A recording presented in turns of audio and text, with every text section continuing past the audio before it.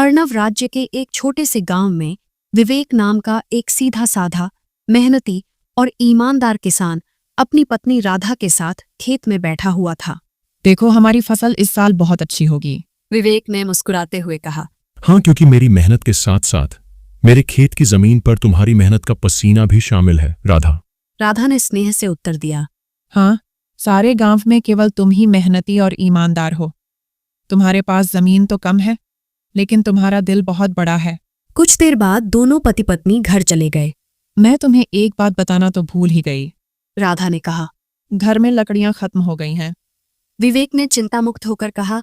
अरे चिंता मत करो, मैं कल सुबह सबसे पहले जंगल में लकड़ियां काटने के लिए ही चला जाऊंगा, ठीक है ना? ले आऊंगा, चलो अब। अगली सुबह विवेक लकड़ियां काटने के लिए जंगल चला गया। विवेक एक पेड़ पर कुल्हाड़ी चलाने ही वाला था कि तभी उसने देखा झाड़ियों में एक घायल बंदर कराह रहा था। हे भगवान, बाप रे, इस बंदर को तो लगता है किसी ने बुरी तरह से घायल कर दिया है। जरूर किसी जंगली जानवर ने इसके ऊपर हमला किया होगा। बताओ भला, बेचारे का हाथ खून से भरा हुआ है। ओ हो। विवेक बंदर के पास बैठा।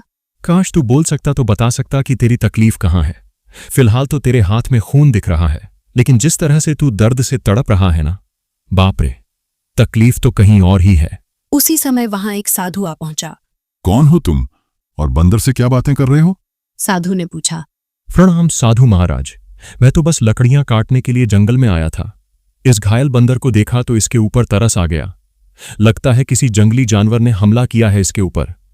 देखिए ना, इसके हाथ से खून बह रहा है, लेकिन जिस तरह यह दर्द से तड़प रहा है, मुझे तो लगता है कि इसे कहीं और ही तकलीफ है।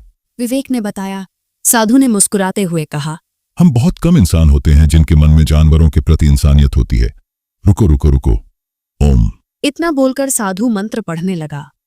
अचानक रंग बिरंगी किरणों से बंदर का जख्म सही हो गया। अब ये बंदर तुम्हें बता सकता है कि इसकी तकलीफ कहाँ है। इतना बोलकर साधु वहां से चला गया। बंदर उठकर खड़ा हो गया और बोला। मेरे कंधे में बहुत दर्द हो रहा था। हाँ, अब अच्छा लग रहा है। एक शेर ने मुझ पर हमला किया। मैं बचने के लिए दूसरे पेड़ में कूदा। शेर का पंजा मेरे हाथ में लगा और मेरा हाथ घायल हो गया। मैं पेड़ ही नहीं पकड़ पाया और मैं जैसे ही नीचे गिरा, बाप रे बाप, मेरे कंधे में बहुत चोट लग गई थी। विवेक आश्चर्यचकित था। अरे, तुम तो बिल्कुल मनुष्य की आवाज में बात कर रहे हो। यह कैसे संभव हुआ? बंदर ने उत्तर दिया। जब साधु ने मंत्र पढ़ा ना, तब मुझे ऐसा लगा कि मेरे अंदर बात करने की शक्ति आ गई है। मैंने बोला और मेरी आवाज तुम तक पहुंच गई। लगता है यह चमत्कार साधु बाबा ने किया है।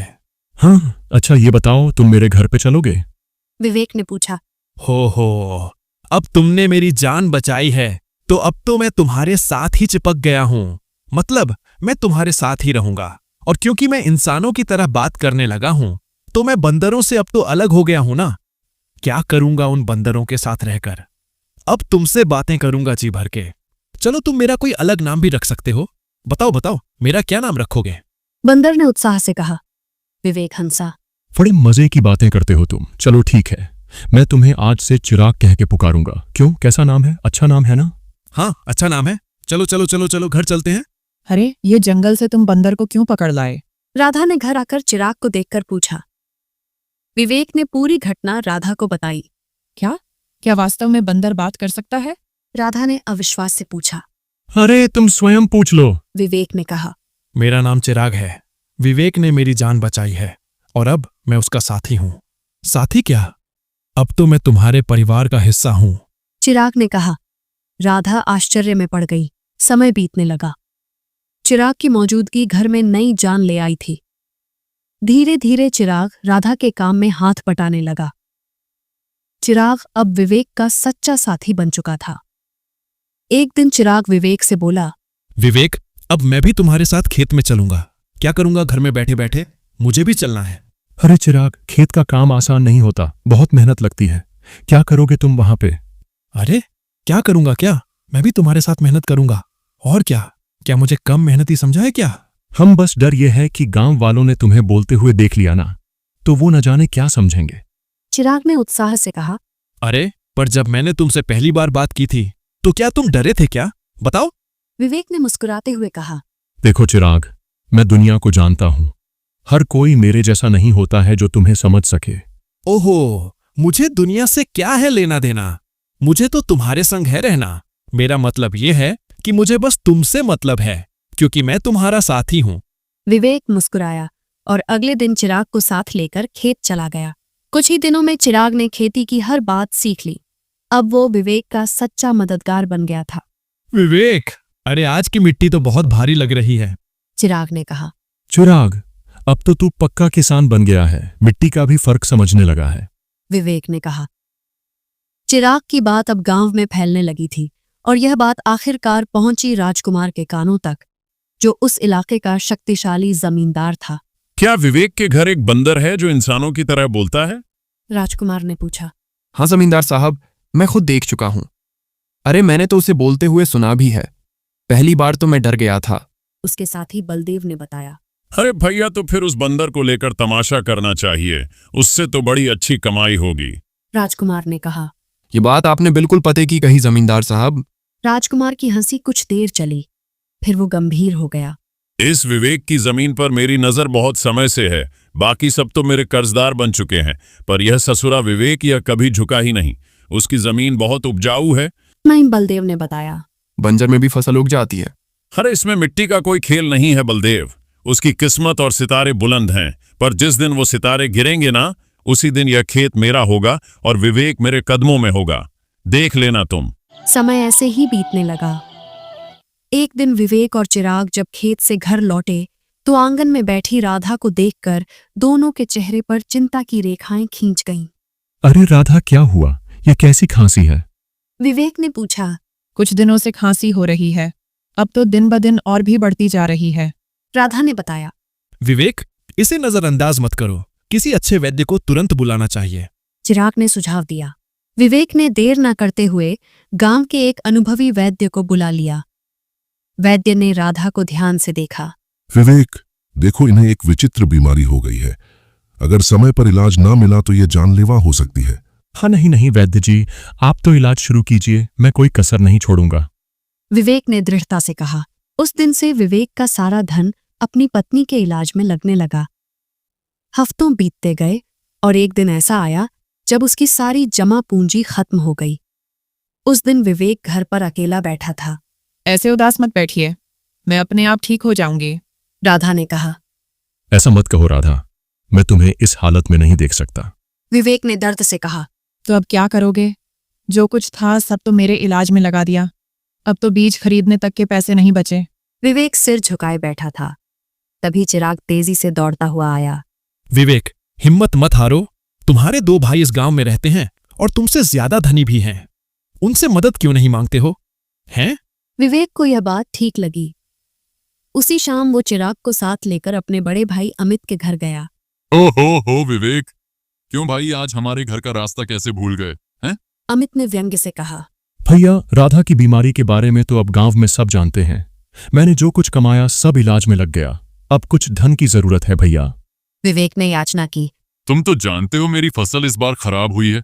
अब खुद मुझे उधारी लेना पड़ रहा है, तो मैं तुम्हें कहां से दूं? अमित ने बहाना बनाया। विवेक कुछ नहीं बोला, सिर झुकाकर बाहर निकल आया।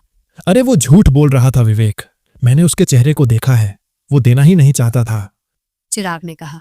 हाँ जानता हूँ रे चिराग, पर चलो एक और भाई है, उनसे मिलते हैं, चलो।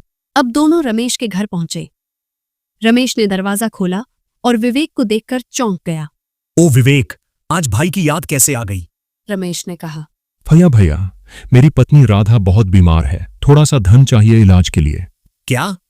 अरे बंटवारे में वैसे भी तुझे ज्यादा जमीन मिल गई थी, उसे बेच नहीं देता? मेरे पास धन का पेड़ लगा है क्या जो मांगने चला आया? झूठ मत बोलो भैया, सच तो यह है कि तुमने और अमित भैया ने मेरे हिस्से की जमीन भी दबा ली थी। मुझे 6 बीघा जमीन मिलनी थी, बस 2 ही बीघा मिली है।